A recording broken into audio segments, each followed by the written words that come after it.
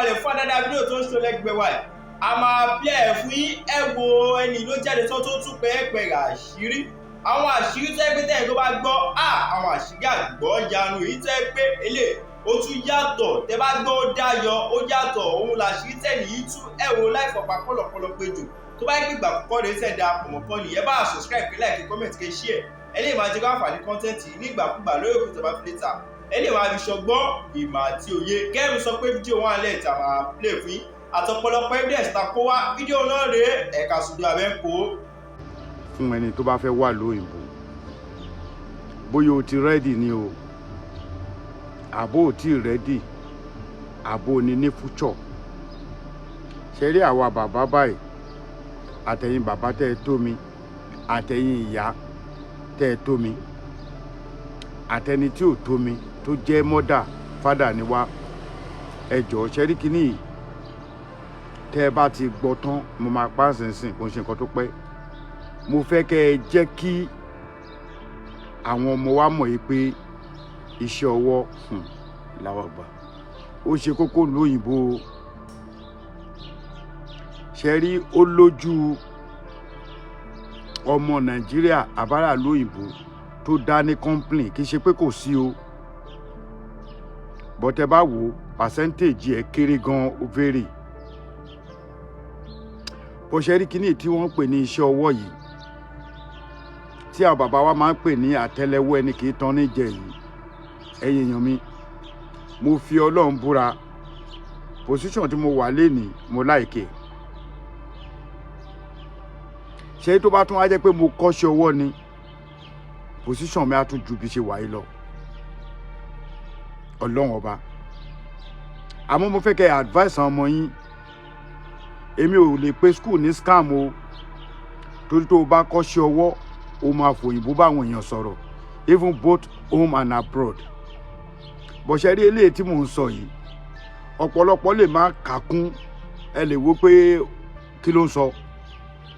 ẹ má wò ó pé kí ni mò ń sọ o ẹ kàn send ẹ sáwọn tẹ bá mọ̀ pé ó wúlò fún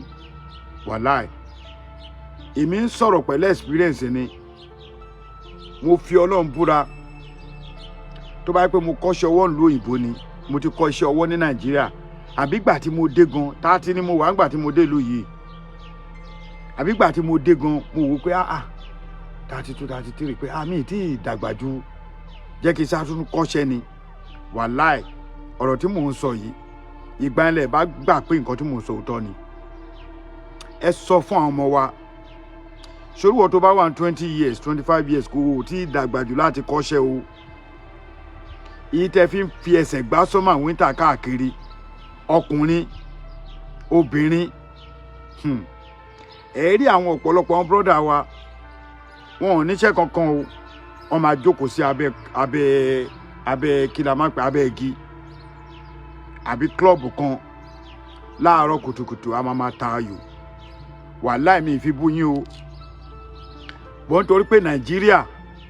kò fọ ire ẹ jẹ́ ká jẹ́ kí àwọn ọmọ wa kọ́ iṣẹ́ ọwọ́ tó bá ti ń gbéra bọ̀ ọmọ tó nílé ní ó lè padà fẹ́ ọkùnrin kan láti ìlú òyìnbó ọmọ tó nílé ní ó lè padà fẹ́ obìnrin kan láti ìlú òyìnbó bọ́ṣẹ́ wá rí ọkùnrin tó fẹ́ tí ò bá kọ́ṣẹ́ ọwọ́ tí obìnrin tó fẹ́ tí ò kọ́ṣẹ́ ọwọ́ bọ̀ tí ọmọ yẹn bá gbé tí èèyàn yẹn bá gbé iṣẹ́ ọwọ́ wọ ìlú òyìnbó mo fi Ọlọ́run búra báwo mo ṣe máa pò tẹ̀ káàdì lásán ni mò ń sọ káàdì kó kàn tẹ káàdì yẹn wá láti Nàìjíríà àbí kó tẹ̀ ní bíbáyìí kó kàn fún èèyàn 5 6 kán wá gbé iṣẹ́ ọwọ́ yẹn wò ajé ò ti jẹ lọ wàláì ò tiẹ̀ níṣẹ́ rú òyìnbó ò ní lọ jókòó pò ń dó di paycheck ìwé dá o àmàrẹ́ ẹni tó máa ní kí ló ń sọ ìwé dá o ẹ má get me wrong o ṣe rí ìwé first thing most especially èmi ò fẹ́ kẹ́ jẹ́ ká waste time ara wa jù mọ́ tá a bá ti fi lè lọ secondary school tó ti lè kọ́ tó ti lè kà fi ṣe ọwọ́ ṣe kejì má dààmú grandma mọ́ má dààmú popsi mọ́ má dààmú ìyá bàbá ẹ̀ bàbá ẹ̀ bóyá ó ti kú àbá ọ̀nà wà láyé má dààmú wọn mọ́ sórí immediately tó bá ti jáde secondary school tí bàbá ẹ̀yin parent tẹ́ mọ̀ pé kò sí opportunity láti rán ọmọ yìí lọ sí university ẹ jẹ́ kó lọ kọ́ṣẹ́ ṣe rí ọ̀rọ̀ yìí in another 5-10 years ẹnìkan sì máa wá testify àbí kó message mi pé ààrẹ nǹkan tó sọ yẹn ra òótọ́ ọ̀rọ̀ lẹ sọ kì í ṣe pé mo dìídì fẹ́ wá jáde láti ṣe show bọ̀ mo wò pé tí bá ní kí n sọ kí nìyẹn lọ́rọ̀ kí n kàn post ẹ̀ ó lè máa rìn jìnnà bí ṣe fẹ́ kó rìn jìnnà àmọ́ eléyìí àwa ti wà ń lu yìí sìn àti lo dẹ́kẹ̀ méjì kọjá ó ti yé ọ̀pọ̀lọpọ̀ náà wá kọ́ṣẹ́ ọwọ́ o tí kò fẹ́ fi iṣẹ́ yẹn ṣiṣẹ́ o ọ̀pọ̀lọpọ̀ wà o àìmọye àwọn tó kọ́ṣẹ́ ọwọ́ tán wà lóyìnbó ó lè jẹ́ iṣẹ́ ọwọ́ tán kọ́ ó lè jẹ́ iṣẹ́ wàhálà ní àlòhùn lè ṣe wàhálà ẹ̀ alẹ́ lomi tó jẹ́ pé ọmọ olóúnjẹ ni bọ̀ iná dídá yẹn kò lè ṣe wàhálà ẹ̀ lóyìnbó talent ni ẹ̀mí dẹ̀ ni ẹ̀rẹ́ lomi tó jẹ́ pé màmá kódà ẹbí ò tiẹ̀ tó ń jẹ rí gan ó kàn gúdù ló ń jẹ ní ìlú yìí a rí àwọn obìnrin tó máa gbé mọ́tò irú àwọn mọ́tò báyìí tó wà wájú mi ń bí báyìí tó máa gbé wọ́n máa ṣe kúlà bíi méjì wọ́n á tẹ ẹ̀bà wọ́n á ro àmàlà wọ́n á ro yán ọlọ́run ṣé ẹ fẹ́ gbọ́ handwork is good brother mi ọlábísí àyìnkẹ́ sister mi wàláì mi ì tẹ́ fẹ́ mú nǹkan tẹ́nibọ̀dì fẹ́ sọ àní kó má kọ́ṣẹ́ kó kàn gúdù ní oúnjẹ sísè kó wá wá abroad kò ní ìwé tó lè fi rìn tí òsì pọ́lọ́pàá máa disturb ẹ oúnjẹ tó o bá kó sínú kúlà ẹ tó o bá fi lè mọ mechanic workshop 3-4 ó ti jẹ lọ ẹni bí tí mo ti mú ká tó wá sọ pé o kọ́ tailor níbí báyìí àwọn ẹ̀jẹ̀ fún yín ní kéékèèké bẹ́ẹ̀ o bùbá àti ṣòkòtò tó máa rán fún wa ní 5,000 ní nàìjíríà tẹ ẹlòmíà tó sunkún 3 gan ló máa lóun fẹ́ sọ àbí 2.5 tẹ ẹ bá fẹ́ rán ní amẹ́ríkà ẹ̀jẹ̀ ń já yín sí $75 lẹ́ máa rán ẹni tó bá ní calculator kó sáré calculate 1,550 times $75 lóòótọ́ owó yẹn ìwọ náà máa sanwó lé o máa sanwó nǹkan kan o máa sanwó ṣọ́ọ̀bù o but brother mi mo fi ọlọ́run búra mo fi ànábì mo tún fi tẹ̀lé kò sí nǹkan tó dáa tó ṣe ọwọ́ mo tún fi ọlọ́run búra kò sí nǹkan tó tún dáa tó kéèyàn tó lọ school wàláì tàláì ṣeré mi gangan fúnra mi gan èmi gan ọ̀rọ̀ yìí gangan bá ẹ̀mí wí mo fi ọlọ́run búra iṣẹ́ tí mo ń ṣe ń sìn iṣẹ́ yẹn mo ti ṣiṣẹ́ yẹn sí ó ti lé 20 years tó bá yẹ pé mo ka ìwé mi débi tó yẹ kí n kàwé dé ni òkè pátápátá ló yẹ kí n wà òkè ọ̀gá ló yẹ kí n jẹ́ ṣe rí pé kò sí ìtìyàn lè fi ṣeré nu méjèèjì àmọ́ o lè tún wá kàwé o ka Cambridge kó dé ìlú yìí kó jẹ́ pé ìwé yẹn ò wúlò fún ibi tó bá fẹ́ fi ṣiṣẹ́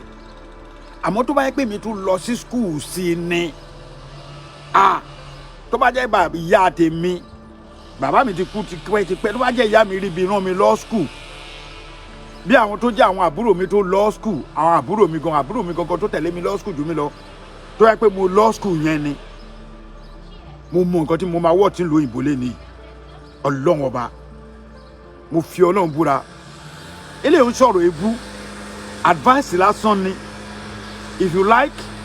take it or leave it o lè post ẹ̀ o lè share fáwọn ọmọ yín how you doing ṣẹ́rí the best bet láyé yìí ẹ má jẹ́ n parọ́ fún yín iṣẹ́ ọwọ́ dáa wàláì bó o kọ́ driving nílé tó lè wa truck tó bá dé ìlú yìí tó bá ti rí ìwé kékeré báyìí ó ti bẹ̀rẹ̀ sí ní wa trailer nìyẹn ó ní iye tó ń san per minute per miles èwo ni ìwà pé tó bá ń ṣe mẹkáníìkì lásán ọ́ìlì tá a máa fẹ́ change ní nàìjíríà tó máa fún wọn ní 5,000 àbí sí 10,000 pé kọ́ change ọ́ìlì lẹ́yìn tó bá ra páàtì fún wọn níbí báyìí tó bá fẹ́ change ọ́ìlì tó bá yẹ pé ọmọ nàìjíríà yẹn mú ẹ rí ló máa gba $50 lọ́wọ́ ẹ that $50 is equivalent to 75. ṣé ń gbọ́ mi equivalent to 75,000 naira but ṣẹ́rí you see 114,000 naira 600 ẹ wá bá mi ṣí o tún wá jẹ́ pé hairdresser ẹ jẹ́ tó wá lọ kún no ẹ má jẹ́ lọ sọ̀rọ̀ hairdressing salon yẹn kò fi bẹ́ẹ̀ work bí àwọn tó ń ṣe irun mò ń já yín tán ni wàláyì tó ń ṣe irun àwọn obìnrin tó ń mọ irun wave yẹn second born mi ń bì báyìí tó bá máa ṣe irun ìtọ́tẹ̀ wíìgì tó máa ń ṣe pọ̀ yẹn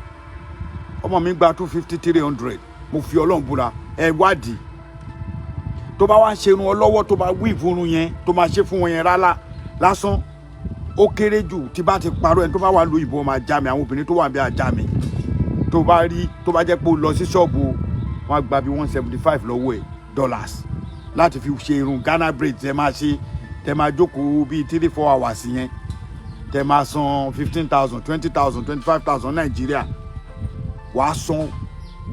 tó bá yẹ pé èèyàn yẹn mú ẹ fẹ́ lọ bá nínú ilé ẹ̀ tó jọ ọmọ Nàìjíríà tó ti kọ́ṣẹ́ yẹn tó bá ti dé tó bá fi lè ṣe irun fẹ́yàn méjì tó bá fi lè ní ta ló ṣe irun fún ẹ tó fi lè rí báyìí ọ̀dọ̀ lágbájá ni èló ló ṣe 120 sórí wọ́n tó ń ṣe tiẹ̀ 120 140 yẹn wọ́n dọ́dọ̀ ẹ̀ mọ́ àwa gba ẹ̀nà débi pé kódà ó tún máa mú táìmù fún ẹni leave it or you take it wàláì tàlá ìsúnmọ́bì láì làsíláwà brother mi sister mi Ọlábísí let me tell you something àti gbogbo ẹ̀ tẹ̀ wá ń bì ṣẹ́rí kìí ṣe pé ká wá sórí Facebook ká kàn máa búyàn ká máa rant nǹkan tó bá yẹ kí amọ̀pọ̀ ọmọ ìlú wa irú àwa ń ṣe àwa wà l'Amẹ́ríkà ẹ̀yin lẹ mọ̀ nǹkan tó gùdù Nàìjíríà tó yẹ pé tírú àwa yìí bá fẹ́ fowó ṣe ẹ lè sọ fún wa pé nǹkan báyìí lẹ lè ṣe tẹ̀lé rówó mo máa ń sọ tipẹ́tipẹ́ wọn mú late fees o àmì wọn mú late command bí o fún lóyìnbó bí ṣe ń sọ̀rọ̀ yìí èèyàn kan ó ti wà tó ń process visa tán dẹ̀ máa fún but you are coming to United States mo ti sọ́rí o wà níṣẹ́ ọwọ́ kò dẹ̀ síwèé o dẹ̀ ń bọ̀ ń visiting ìwà àtẹ̀ntẹ̀jọ fẹ́ gbénu lé yẹn máa padà jà díẹ̀ o it's either you like it or take it àwa ti encounter gbogbo ẹ̀ kò sí ìta àti face nǹkan tẹ́mi ò bá dẹ̀ face mi ní fi sọ̀rọ̀ ẹ máa jà díẹ̀ o ìdí tẹ́ máa dẹ̀ fi jà pọ̀ ó fún ẹni visitation bóyá ẹ̀gbọ́n ẹni bóyá àbúrò ẹni at the end of the day tó o bá ṣọ́ra ó máa padà lé ẹ kó o lé ni a ní kí òun náà wá bí gbà tó ti yé mo fún àbúrò mi invitation ṣe mo ní kó máa bọ̀ nílùú òyìnbó ó dé ìyàwó ti lọ́ọ́ bí iṣẹ́ àwọn tó jẹ́ àbúrò ẹ̀ tó bá táwọn ọmọ mi tó ti dàgbà tó ti marry àwọn náà lọ́ọ́ bí iṣẹ́ àwọn tó wà bí tó ti marry wọ́n ti lọ́ọ́ bí iṣẹ́ èmi náà lọ́ọ́ bí iṣẹ́ bóyá àbúrò mi ọkùnrin ni àbóbìnrin ni ó wọnú ilé ó tan TV láìsí pé ó sí lóòótẹ́ ó tan air condition sílẹ̀ ya òun tan gbogbo ẹ̀ ó ṣe yà ọ̀gbẹ́ni wọlé ó bẹ̀ ń bẹ̀ wọ́n sì ní èrò ní pé ibi tá a tún máa ń bàjẹ́ sí ni pé àwa tán fílẹ̀ ńlẹ̀ yẹn kàkà kọ́ ti pe sísítà àwọn àbí bọ́dà wọn pé bọ́dà mi kí lẹ máa jẹ o bóyá lọkùnrin àbí lóbìnrin gbogbo wa la ti ń dáná irú èmi yìí sin obìnrin kan kò lè ṣakọ sí mi ìyàwó mi gan mọ̀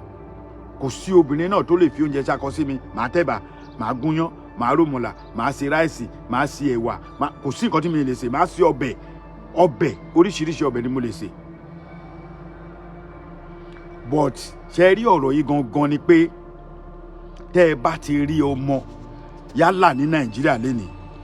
ẹ jọ̀ọ́ torí Ọlọ́run ẹ jẹ́ kán kọ́ṣẹ́ ọwọ́ èmi ò ní báyìí sọ pé school na scam mi ò ní ever báyìí sọ pé school na scam láyéláyé ṣe rí kinní yìí ṣe rí Sister Ọlábísí èèyàn ṣòro náà ni kì í ṣe pé kò síyàn àwọn tó tá a mọ̀ pé ó ń ṣe travelling wọ́n pọ̀ ṣé kí irú mi yìí pẹ̀lú orúkọ tí mo ní kí wàá mú brother mi yìí jẹ́ kí n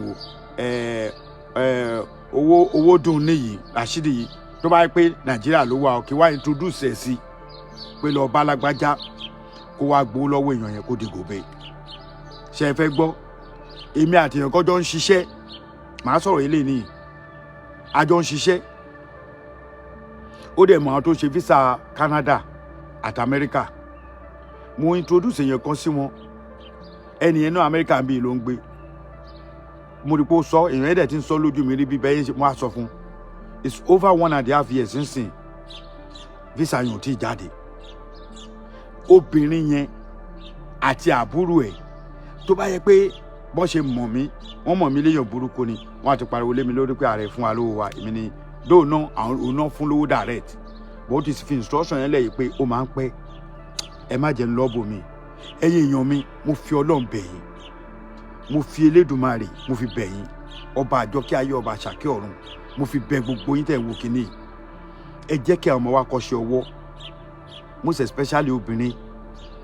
tẹ́ ẹ fẹ́ kọ́ ọmọ yín ṣaṣẹ́wó táwọn ọmọ bá ti pé 16 táwọn náà bá ti mọ bí tí tó bá ti mọ bí ọ̀pá Mósè sí ń wọnú wọn ò fẹ́ ṣiṣẹ́ mọ́ before you know it wọ́n máa gbégbá olóṣó ọ̀nà tọ́mọ wa ò fi ní gbégbá olóṣó òun lèmi ńlá alẹ̀ fún yìí tó bá ti wà ní school tó ti jáde secondary school tẹ́ mọ̀ pé kò sí agbára láti fi rán lọ sí yunifásitì tó ti yé yín agbára tẹ́ ẹ̀ níyẹn ẹ máa ní agbára láti lọ fi sílé iṣẹ́ tẹ́ ẹ bá wá fi ọmọ yín síbi ẹ̀kọ́ṣẹ́ ìyá ni bàbá ni unnoted ni kẹ́ máa lọ bá wọn bíṣẹ́ náà tó rọ́mọ mi ìyá páńlé tó bá ní kó lọ bíṣẹ́ kò ní lọ bíṣẹ́ ẹ débẹ̀ báyẹ̀ níbà ẹ kò dẹ̀ mọ̀ pé ọjọ́ ọ̀la tòun òun nìkan tẹ́ ń ṣe passport you don't go for tẹ́ bá ti fẹ́ ṣe passport ń sìn go direct ẹ má lọ fún èèyàn kankan mọ́ ẹ lọ direct láti lè ṣe passport irú tiwa lọ́yọ̀ọ́ ń sìn wọ́n lọ go direct ni ìlú ti lé everybody fẹ́ gbáyàn ni wọ́n fẹ́ gbọ́ owó lọ́wọ́ anybody tó bá ti rí ni I will advise you anybody ni mo sọ I will repeat it anybody tí ẹ bá ti rí tó gbéra lóyìnbó ọkọ tó gbéra ṣẹ́rí ok màá tún yún láìla mo rántí àbúrò mi kan wà mi ò ní dárúkọ ẹ̀ family sàn ní òkó sùn ni 5 years after tí mo travel ó win ní visa lottery ìgbà tó win ní visa lottery ó ní ẹ̀gbọ́n mi ò mà kàwé mo fi Ọlọ́run mo fi búra Maryland ló ń gbé gbogbo tí bá ń jẹ́ láyé mi ni mo fi búra èmi ò ń parọ́ torí àwọn èèyàn pọ̀ tó mọ̀ mi ẹni yẹn ẹ̀gbọ́n ẹ̀ àtàwọn àbúrò ẹ̀ wà ń bí family àwọn Òkòsùn ni ẹ tó jẹ́ ẹ̀gbọ́n tí mo sọ ọ̀rẹ́ mi ni sàn ní Òkòsùn gangan ìṣe Òkòsùn mo dárúkọ ẹ̀ torí ọ̀rọ̀ gidi ni mo fẹ́ sọ ó pè mí ni ẹ̀gbọ́n mi kí ló ṣẹlẹ̀ ẹ̀gbọ́n báwo ló máa jẹ́ mo ti win ní lottery bọ̀dà àwọn nǹkan tó request fún ṣẹlẹ̀ mọ̀ pé tó bá win ní lottery process yẹn bí 1 year ni mo ní ó yá èmi fúnra mi báyìí ni mo olósanwó bó èmi ni mo lọ fi bọ̀ yẹn sí ọ̀dọ̀ tailor ní Ìpọ̀nlé shopping center ẹni tó kọ́ṣẹ́ lọ́wọ́ ẹ̀gán sí ó lè máa wo show yìí mo ní go to Ìpọ̀nlé shopping center kó lọ kọ́ṣẹ́ tailor iṣẹ́ fashion designer ni mo ní kó lọ kọ́ ó dẹ̀ kọ́ fashion designer yẹn nítorí pé wọ́n accept fashion designer ní embassy wọ́n accept mechanical engineering ní embassy àwọn iṣẹ́ lóríṣiríṣi but tó bá ti fi lè ní 5 credit wọ́n máa fún ẹ visa ẹ tí wọ́n ẹ bá pé màá tún yà díẹ̀ ẹlẹ́ẹ̀kejì mi tí mo win ní visa tí mo fi wá lu èrè kárẹ́ ẹni tó fẹ́ bú mi dáadáa visa lọ́tì náà fi wá o ẹ̀rọ ọjọ́ wèrè mo mọ tí mo ti gbé ṣe ilé ayé mi ní Nàìjíríà mo mọ tí mo gbé ṣe ní ìlú yìí tá a wà yìí náà tá a bá wà nílẹ̀ àlìmá ní nǹkankan Ọlọ́run dẹ̀ lè tún ní ká tó jù báyìí lọ ẹ̀ẹ̀mejì ọ̀tọ̀ọ̀tọ̀ ni mo win ní visa alákọ̀ọ́kọ́ wọ́n máa fún mi nítorí pé wọ́n request fún 5 credit ṣẹ́tìrì pé àwọn ò ní parọ́ secondary school la lọ ọlá pé 4 credit 3 credit ni mo ní kí n má parọ́ fún yín 3 credit báyìí ni mo ní okùn méjì mo lọ ṣe gèǹje ó kọ́ báyìí ni ó ní you went to go and do fraudulent fake WAEC result and fake signatory bam wọ́n lù mí pa lẹ́yìn ọdún 5 la mà tún win ni la mà ṣẹ̀ṣẹ̀ wá eléyìí ń ṣe ọ̀rọ̀ ààrẹ ń parọ́ èmi ò bọ́ sórí péjì mi bọ́ sórí online rí kí n wà nínú àwọn tó ń brag torí àwọn ẹbí mi pọ̀ tó mọ̀ mi dáadáa àwọn tó mọ̀ bí ṣe débi ìdá wọ́n wà dáadáa Ọlọ́run máa ń ṣe nǹkan tẹ́yìn ò mọ̀ Ọlọ́run ti sọ wípé albumaruf ọmọ yẹ̀kínì lọ́yọ̀ọ́ lé àlọ́ máa dé ìlú òyìnbó mo fi Ọlọ́run búra lẹ́yìn ọdún 5 mo tún win ní lottery yìí mo win ní alákọ̀ọ́kọ́ tí iṣẹ́ wà lọ́wọ́ mi tí mo lówó tí mọ́tò wà lọ́wọ́ mi I have 3 good cars mo ní private car ẹyọ kan fọ́nbù kan o mo kàn sọ ìrìngbésí ayé mi ni dáńfó méjì ń ṣiṣẹ́ fún mi ọ̀kadà náà tún ṣiṣẹ́ fún mi nígbà táwọn fún mi bá mi tiẹ̀ kákún mo kàn fling ẹ ni ìyàwó mi ló kákún èmi ò kákún torí mo ti wò pé mo ń make money náà mo ń ṣiṣẹ́ mo ń ta ọjà mo tún ní dáńfó tó ń ṣiṣẹ́ fún mi láàyè $1,500 500 naira deliver ìrántí o tẹ bá ti woru wa ọ̀gá làwa jẹ́ fún àwọn tó máa ń bú wa lórí láì mo kàn máa wò wọ́n ni o láàyè 1,500 naira ní dáńfó ń deliver nígbà yẹn I'm talking about 93 94 95 96 97 ẹ find out ẹni tó bá gbogbo àwọn tí wọ́n bá mi wá dáńfó ọmọ àdúgbò mi ni wọ́n máa testify wọ́n ní ọ̀gbẹ́ni o gbọ́dọ̀ ní 5 credit tó bá win ní lottery lọ sí ìlú òyìnbó tó o bá ti ní 5 credit wàá ní iṣẹ́ tó dáa kí ni iṣẹ́ tó dáa náà ni pé tó bá ṣe mechanic ó wọlé tó bá ṣe tailor ó wọlé tó bá jẹ́ hair style ló ṣe ó wọlé mi mọ̀ bóyá accept bàbá o because àwọn iṣẹ́ tí tó wúlò fún wọn ni tó yẹ pé tẹ bá rí àwọn store míì ẹ wo bí lè ṣe wà yín sìn bó ṣe máa tò àwọn store rèé ẹ ti rí wọ́n máa tò àwọn store yẹn exactly bí ilé oníkálukú amú títí ẹ̀. ẹ jẹ́ sọ kankan fún yín ṣe rí ibi tá a bá dé ṣe rí ẹ jọ̀ọ́ mo fi Ọlọ́run bẹ̀ yín ẹnikẹ́ni nínú yín tẹ́ ẹ bá wà ní Nàìjíríà lénìí tó o bá sì wà ní age of 20 or less or than age of 20 sí 25 ìkọ́ṣẹ́ ò tí ì pọ̀jù fún ẹ because o lè rí ìlú òyìnbó lọ́la. He said, what about the graduate without handwork? Okay, only graduate. Ṣé tó bá graduate without handwork? Tó bá graduate without handwork, tó bá yẹ pé lọ́tù ló wọlé o máa fún ẹ náà. Ẹni tí ó graduate ṣùgbọ́n tí kò ní iṣẹ́. Tó bá graduate tó o bá níṣẹ́ brother mi, God bless you, mo like it. Ó ní mo sọ pé wàá fẹ́ tìrú àwa yìí sìn. Tó jẹ́ pé secondary school lásán làwa lọ. Kó tó di pa tó wá lọ sí school fún iṣẹ́ tá à ń ṣe torí iṣẹ́ ọlọ́pàá lèmi ń ṣe ó dẹ̀ máa lọ fún kíláàsì fún wọ́n máa kó ẹ bọ́ ṣe yìnbọn nǹkan tó gbọ́dọ̀ ṣe nǹkan tó gbọ́dọ̀ ṣe kí iṣẹ́ ọlọ́pàá Nàìjíríà tó máa mú ẹ tó máa ní stop there tó máa gbé gbàtí fún ẹ gbàrà o gbọ́dọ̀ bọ́mọdé sọ̀rọ̀ o gbọ́dọ̀ tọ́ṣì èèyàn o lè fọwọ́ kànyàn anyhow kó tó di pé o lè fọwọ́ kan anybody nílùú yìí kò bá jẹ́ special police ni o kò jẹ́ street police o kò jẹ́ city police o kò jẹ́ campus police o gbogbo ẹ̀ ló lọ́lọ́pàá ń bí báyìí so o category ọ̀tọ̀ọ̀tọ̀ ni so sórí ìwọ tó bá ní tó bá jẹ́ graduate tó bá rí ibi wọ̀ lóyìnbó sórí ìwé tó kà ẹ́ ló máa jẹ́ oríṣẹ́ gidi ìtòrí ẹ̀ rí i pé mo kọ́ sókè méjèèjì ìwé tó kà ẹ́ gangan ló máa jẹ́ kó oríṣẹ́ gidi but èyí tó dáa jù láyé yìí ni pé ní iṣẹ́ ọwọ́ wàhálà tó bá yẹ pé 4 days ló ń ṣe ń bi iṣẹ́ sórí 2 days tó bá fi wà ń lé gan owó tó máa pa gan ó lè ju paycheck ẹ tó ń gbà lọ lọ́sẹ̀ méjì àbí lọ́sẹ̀ kan torí ìlú yìí àwọn kan gba paycheck ọ̀sẹ̀ọ̀sẹ̀ náà gbà àwọn kan gbà ní ọ̀sẹ̀ méjì àwọn kan wà by salary náà wà ń bí o but ẹ bá ti rí àwọn tó ń ṣiṣẹ́ by salary ṣe ti rọ́wọ́ mi ó buyaka gan aluminum fabric gbogbo àwọn náà ṣiṣẹ́ gbogbo orú yìí tí wọ́n ń sọ yìí aluminum fabric let me tell you with the experience I have you have to work under one company nìyẹn o ní dáṣẹ́ ara ẹ ní o máa ṣiṣẹ́ lọ́ndà àwọn tó ń ṣe windows irú àwọn kan báyìí tó ń rí tó ń ṣe gates tó ti rí irú àwọn tó ń ṣe nǹkan bẹ́ẹ̀ yẹn o ló máa ṣiṣẹ́ lórí kẹlẹ̀ rí dáadáa jẹ́ ìwọ náà ṣé mo lè rí kíní turn around turn around okay wúrú àwọn ilé yẹn lọ́ọ̀kan ìwọ tó bèrè nípa aluminium yẹn you work under company tó ṣe windows tó ṣe doors aluminium stuff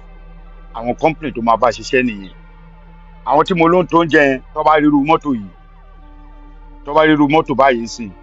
Mazda yìí tó bá rí irú ẹ̀ wọ́n máa ṣe kúlà bíi 2 3 máa gbé síbẹ̀ ó máa kiri oúnjẹ yẹn àwọn tó dé sí lọ́dọ̀ ló máa mú ẹ lọ pé ibi báyìí ni kò lọ irú ẹwúrú tó wà lọ́ọ̀kan yẹn náà Dodge Caravan ni irú àwọn tó gba iṣẹ́ yẹn nìyẹn mọ́tò tó ní ẹ̀yìn tó jẹ́ husband àwọn tó gba iṣẹ́ yẹn nìyẹn so but ṣẹ́rí advice tí mo kàn fẹ́ fún wa ni pé ẹjọ́ torí Ọlọ́run ẹ rí i pé mò ń bẹ̀bẹ̀ ni tó bá jẹ́ pé tó bá jàdúrà ọmọ ìyá mi you will come back and give it to me ẹ ti ẹ ní ṣe pé àdúrà lẹ máa ṣe. Iṣẹ́ ọwọ́ tó dára jù Táíwò òkè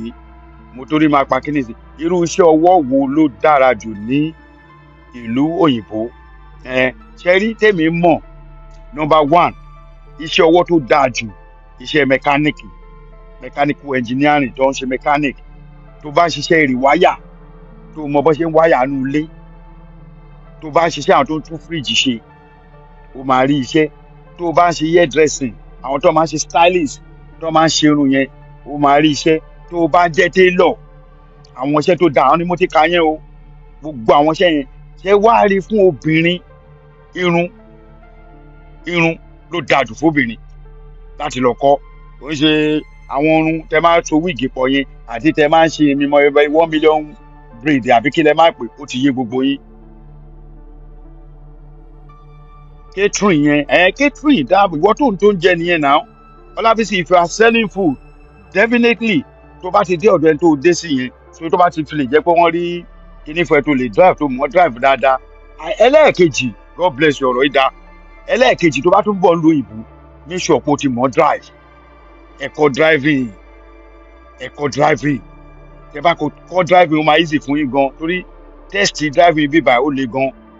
wọ́n máa ní o ṣe test but tó bá ti mọ̀ mọ́tò wà ó máa easy fún ẹ wọ́n lè máa ní kó lọ́ọ̀sì kan ní wọn ò ní sọ kankan wọ́n máa ti ní kó kàwé yẹn tó bá ti pass níjọ́ tó bá máa ní o lọ driving school kó lè wa mọ́tò ikú òun bí èsì stop sign wà bẹ́ẹ̀ yẹn tó o bá ti dúró o ti fail nìyẹn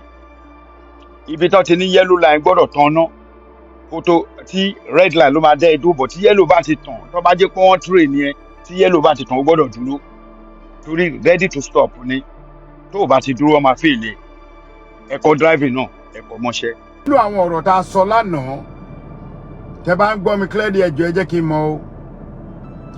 nínú àwọn ọ̀rọ̀ tá a sọ lánàá ni pé mo sọ̀rọ̀ nípa travel àti àwọn iṣẹ́ oríṣiríṣi tí wọ́n lè ṣe níyẹn tàná bọ̀ mo píkì ìbéèrè kan nínú ìbéèrè kan tí ìkan nínú àwọn brọ́dà wa béèrè lọ́wọ́ mi pé éèjì wo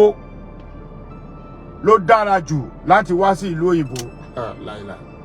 wàhálà iṣẹ́ rí ẹ jẹ́ ká sọ kíní ìdí ìdánilẹ́kọ̀ọ́ ṣé ń gbọ́ mi ẹ jẹ́ ká sọ di ìdánilẹ́kọ̀ọ́ fúnra wa ẹ mọ̀ pé ààrẹ almaroof tèmi ẹ mọ̀ pé mi ò sínú àwọn tó ń jókòó 3 hours 4 hours lórí show àmọ́ nǹkan tó máa ràn wá lọ́wọ́ nítorí ìjọba ìlú wa ò dáa a dẹ̀ ń gbàdúrà kásìkò bàbá Tinubu kó sàn wá àti wọ́n ti lọ́dún méjì kọjá báyìí ẹjẹ́ àṣìwò miracle sì lè ṣẹlẹ̀ kò sígbà tí miracle lè ṣẹlẹ̀ but before the miracle ẹ̀yin èèyàn mi ẹ̀yin olólùfẹ́ mi tẹ́ ń wo show mi kì í ṣe dandan kó gbọ́ advice mi o nígbà míì wọ́n lè advice èèyàn kó dẹ̀ ro tinú ẹ kó ṣe ó lè béèrè advice téèyàn tó bá béèrè advice lọ́wọ́ èèyàn mẹ́ta tó bá jẹ́ ìkan nínú nǹkan tó fẹ́ ṣe méjì wà nù ẹ̀ definitely pick méjì yẹn ṣé ń gbọ́ mi dáadáa èèyàn kan béèrè question kan lọ́wọ́ mi pé bí ọmọ ọdún mélòó ló dáa kéèyàn wá lu òyìnbó ẹ jọ̀ọ́ ẹ tẹ́tí kẹ́ gbọ́ mi o advice tó béèrè ni o àwa ti dàgbà níwọ̀nba àti ìdàgbà débi táwọn èèyàn dàgbà dé àìmọye tó jù wá lọ o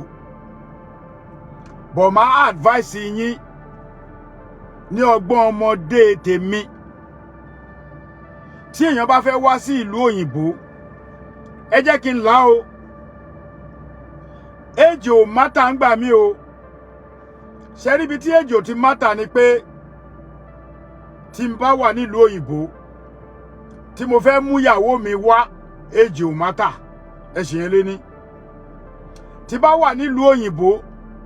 tó fẹ́ mú ọkọ ẹ wá age ò mátà ẹ ṣe yẹn ní méjì àti rẹ́ni tó lo 20 years kó tó rí ìwé ìgbélú gbogbo olóyìnbó mò ń sọ o this is not about America only anymore tó bá yẹ pé ọkọ ẹ ló wà nílùú òyìnbó tó invite ẹ ó bá pé 50 ó bá pé 60 age ò ní nǹkan kan ṣe pẹ̀lú yẹn tó bá yẹ pé èmi ni mo fẹ́ invite ìyá mi wá age ò ní nǹkan kan ṣe pẹ̀lú yẹn. But guess what? With a little bit experience tèmi ni mo sọ o, ẹ má get me wrong o. Tí èèyàn bá fẹ́ wá sí ìlú òyìnbó, tó bá yẹ pé mo fẹ́ mú ọmọ mi wá sí ìlú òyìnbó, ṣe rí pé mi lè káǹtì èjì náà, ẹ má di ọ̀rọ̀ yìí o torí máa tó pa. Tí bá fẹ́ mú ọmọ mi wá, ẹ rí pé èjì ò káǹtì náà. Tí bá fẹ́ mú àbúrò mi wá, èjì ò káǹtì o. Tí bá fẹ́ mú ẹ̀gbọ́n mi wá, èjì náà ò káǹtì. Ó ti yé yín.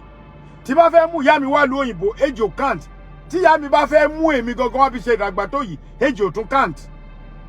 Tó wá jẹ́ pé ìyá mi ló wà lu òyìnbó, ó dẹ̀ ti pẹ́, ó ti níwèé. Ó dẹ̀ kó jẹ́ mú ọmọ mi wá. Ó lè mú mi wá, mo lè fẹ́ wá ṣe fàájì. Tí bá níṣẹ́ tó dáa, mo lè fẹ́ wá ṣọ̀sẹ̀ méjì, ọ̀sẹ̀ mẹ́ta kí n padà. Oṣù kan, oṣù méjì kí n padà. But ibi tí èjì ti count ni pé tó bá fẹ́ wá struggle nílùú òyìnbó, age count. I will advise you people, everybody, ẹ̀yin fans mi, my advice is pé you coming to United States, abroad, America, London, Italy, Germany, whatever, tó bá ti jẹ́ pé dollar, pounds, Dutchman, yeah, no. Ó lè sọ pé ó fẹ́ wá sí ìlú òyìnbó láti wá struggle lọ́mọ 60 years. Ó ti late. Tèmi lèmi sọ o. Mi ní kẹ́ má wá o. Tèmi ni mo sọ o. Kódà 60 years ti late. 50 years gan late díẹ̀. Ṣé rí tí mo fi máa ní 50 years late díẹ̀ ni wípé ṣé rí egungun tẹ́ ń wò yìí. Barrister ti kọ́ onígbà tá a wà léwe dùn mọ́. Ó ti yé nígbà tá a wà léwe dùn mọ́. Eré tí mo lè sá nígbà tí mo wà ní 20s mi ò lè ṣe ń sìn. Eré tí mo lè sá ní 20s ó yàtọ̀ sígbà tí mo wà ní 30s. Eré tí mo lè sá ní 30s ó yàtọ̀ sígbà tí mo wà ní 40s. Bẹ́ẹ̀ nǹkan tí mo lè ṣe nígbà tí mo wà ní 40s ó yàtọ̀ sígbà tí mo wà ní 50. Ẹ jẹ́ kí n fi ìbálòpọ̀ ṣe sample. Àwa ọkùnrin nígbà tá a kéré tá a bá kó obìnrin mọ́lẹ̀ ní age 20 wa, a lè bóbìnrin sùn. Kódà a lè bá obìnrin mẹ́ta sùn ní ìjọ́ kan. Tó dẹ̀ yẹ pé tó kéré jù agbowó méjì. When we are very young, that is 20s. Kódà ẹ̀yin obìnrin gan the same thing ni. Obìnrin míì sìn ẹ̀ di pé ńgbà míì tó bá pọ̀ obìnrin míì gan torí age tí ń tẹ̀dí lọ́dọ̀ ẹ̀ ni. À ń bọ̀ lórí ẹ̀. Age tó dáa jù láyé yìí ni pé bí ṣe lè bá obìnrin sùn nígbà tí mo wà ní 20 ó yàtọ̀ sígbà tí mo wà ní 30s. Ó yàtọ̀ sígbà tí mo wà ní 40s. Ó yàtọ̀ sígbà tí mo wà ní 50s. Ó máa yàtọ̀ nígbà tó bá wà ní 60s. Bí uyu mi fẹ́ kọ̀. Thank you very much. Inú mi dùn pé ẹ̀kọ́ ti sọ. When you are 50, forget traveling to abroad. Àfi tó bá yẹ pé ọkọ ẹ ti wà nílùú yẹn ti pẹ́ ó wá fẹ́ mú ẹ wá. But guess what? Lásìkò kọ́kọ́ jókòó lé abẹ́ wá ṣe kéékèèké kan. But ọkọ ẹ bá mú ẹ wá ní èjì tó wà ní 50. Wàá kọ́ jókòó lé oṣù mẹ́fà wàá ṣebẹ̀ fún. Èyí tí bá dáàdì fi ń wọ kitchen fúnra rẹ̀ kò ní sí yẹn mọ́. Tó bá jẹ́ ìyàwó ẹ ló fẹ́ mú wá ní 60s gan. Tó yẹ pé obìnrin ló fẹ́ mú ọkọ ẹ náà wá ní 60s. Ó ti mọ̀ pé táìmù tó mú ọkọ ẹ̀ wá yẹn fàájì ló kù. Ó máa padà bá ríṣẹ́. The best to come to United States when you are very young. Ẹ jẹ́ ká gbé láti ṣe mọ̀ pé ọmọ tó wọ́n bá wà 17 ẹbí ẹ̀ ló máa pè é. But tó o bá ti wà ní 2021 ó ti ní opportunity láti travel abroad. 2021 ẹ má jẹ́ ṣe bẹ́ẹ̀ 20s 25 30 35 40s. Bí 45 kan sì tún wà okay. Ṣé tó bá ti ń di 50 ṣé ẹ fẹ́ gbọ́ my brother àgbà ti dé. Ìgbà táwa wà ní ìlú yìí tá a wà ní 30 tá a débí. À ń struggle kò sí nǹkan tá a lè ṣe. Kò dẹ̀ ń rẹ̀ wá. Bó ṣe fẹ́ gbọ́. Ṣé rí kíní tẹ̀ wí? Ẹlòmíì kan máa wojú ó máa sí. Bóyá oúnjẹ nǹkan tó fresh o, oúnjẹ nǹkan tó da. kọ́lọ̀ ẹ̀ máa wà bó ṣe fẹ́ gbọ́ níjọ́ tí mo kọ́kọ́ mọ̀ yí pé àgbà ti dé máa fi ra mi ṣe sample ìta ilé mi tí mo wà yìí náà ni mo wà ní 40 something years alájà mi wá lọ ra rice tó dé bá fẹ́ ra rice a máa ra 50 pounds 100 pounds 100 ló wá rà ńlá báyìí ní 100 yẹn gbogbo ẹ̀ tó báyìí lọ́wọ́ mi mo bá rò pé mo ṣì wà ní ọmọ 30-35 tí máa gbé pọ̀n mo ṣì ń rántí ìgbà tí mo máa ń ṣiṣẹ́ tí mò ń ta ọtí ní Pọ̀nrí ní Sùúrùlérè tó yẹ pé a máa ń ju ìgò pẹ̀lú omi inú ẹ̀ tá a máa ju tá a máa hàn báyìí ìgò gúdà ìgò stout tá a máa hàn èmi ò ń parọ́ o wọ́n máa já mi bì mo sì rò bẹ́ẹ̀ níjọ́ tí mo kọ́kọ́ mọ̀ pé àgbà ti dé nìyẹn ó dàbí pé 45 ni mo wà ọ̀rọ̀ yìí ti pẹ́ o alájà bá ṣílẹ̀kùn mọ́tò bí ṣe ta ìrẹsì gbé tí mo gbé ìrẹsì báyìí ṣe fẹ́ gbọ́ odidi ọ̀sẹ̀ méjì left side mi báyìí ó crack ni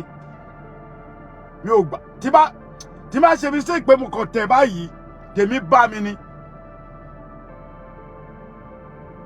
àwọn kọ̀ọ̀kan wà tó yẹ pé àgbàlagbà gan báyìí wà yìí sìn ọmọ bíi 25 years ò gbọdọ̀ gbárù wa létí etí yẹn máa kọ́kọ́ hó lọ if care is not taken yẹn ọkùnrin yẹn lè balẹ̀ àbí kóbìnrin yẹn balẹ̀ èjì ń tẹ̀ lára wa that is the reason why tó ṣe ní pé ẹ jẹ́ ká máa ṣe exercise ṣé ẹ fẹ́ gbọ́ because I will close it right now mi fẹ́ pẹ́ lórí ẹ̀ mi fẹ́ máa pẹ́ mo kàn fẹ́ give information yẹn ni tẹ́nibọ̀dì bá tún wá ní nǹkan kan tẹ́ fẹ́ ká sọ̀rọ̀ lé lórí ẹ fi sábẹ́ kọ́mẹ̀ntì tí bá ti wò ó ọmọ 50 years ti pẹ́ jù láti wá lu òyìnbó o mi ní kó má wá o but 50 years ti pẹ́ jù o ẹ̀yin brother and sister mi 60 years ti pẹ́ jù o láti pé o fẹ́ wá struggle o ti pẹ́ jù o kò sí nǹkan tó fẹ́ ṣe lọ́mọ 60 o kò sí nǹkan tó fẹ́ ṣe o ó máa ń la èèyàn láti tètè ṣe kéèyàn jáde 2025 2025 30 35 40 45 45 yẹn gan ó máa fi bí ọdún mẹ́wàá struggle dáadáa ni ó lè make nǹkan tó nídìí àmọ́jọ́ tọ́lọ̀ ń dá fẹ́ anybody ẹlòmíì lè rò pé ó máa pé 70 kó má pé 50 kó tó kú ẹlòmíì lè rò pé ó máa pé 80 kó pé 100 ọlọ́run ti tó àbá tèmi nìyẹn o ìwọ tó bá fẹ́ wá sílùú òyìnbó tó mọ̀ pé ó ń bọ̀ nílùú òyìnbó ọ̀nà méjì ló pín sí o tó o bá tún wá níwèé iṣẹ́ tó máa fi ṣiṣẹ́ ó ní mo fi advice iṣẹ́ ọwọ́ lánàá o tó bá yẹ pé wọ́n ṣèwé fún ẹ wọ́n tòwé fún ẹ wọlé ni tó mọ̀ pé tó bá dé wọ́n lè bẹ ẹ wáṣẹ́ but you must know how to read and write mo sọ nínú ọ̀rọ̀ ìlànà èèyàn kan sọ you must know how to read and write o lè kọ o lè kà o dẹ̀ gbọ́dọ̀ lè kọ sílẹ̀ kó o dẹ̀ lè ka nǹkan kódà kíkọ ò má tàbí iṣẹ́ mi wọ́n kàn fẹ́ kó kà o dẹ̀ máa ń láti ṣí etí ẹ tó bá jẹ́ most especially irú Amẹ́ríkà yìí ló ń bọ̀ èmi gẹ́gẹ́ bí ẹnìkan nígbà tí kọ́kọ́ dé lu yìí mò ń wò bí ṣùgbẹ́rù ni iná bá sọ̀rọ̀ báyìí àti ẹ̀ ní gbọ́ ó tiẹ̀ kọ́kọ́ ṣẹlẹ̀ nígbà tá a kọ́kọ́ dé gbàrà àti ẹ̀ tí ì débi tá à ń lọ tèmi àti ìyá mi yà tá a fẹ́ lọ ra nǹkan èmi àtàlájà mi bá wojú ara wa èmi mo tún gbọ́ nǹkan díẹ̀ ń bẹ̀ à ń wojú ara wa ní ṣé mọ̀ pé yóò bá wa yẹn òyìnbó dàdé máa sọ ó máa kọ́ǹk be waiting what do you want what do you want kẹ̀yìn ẹ̀jẹ̀ ti pọ̀ jù nínú òyìnbó Nàìjíríà I won't buy egg and bread àbí kí la máa pè fún wọn abábẹ̀sí ní wojú ara wa èèyàn máa ní ìtorí ẹ̀ ń sìn ni mo ṣe like àwọn youngs tó wà ń gbòòrò sìn wọ́n máa tó bá ń sọ̀rọ̀ wọ́n máa gbogbo American tone yẹn ti wà lẹ́nu wọn wọ́n ti wo Jaru wọ́n ti wo àwọn ọmọ Jackson wọ́n ti wo gbogbo àwọn olórin yẹn so wọ́n blend gan ju àwa yìí lọ so ẹ jọ láàrin èmi àti yín tẹ́ bá ń bọ̀ nílùú òyìnbó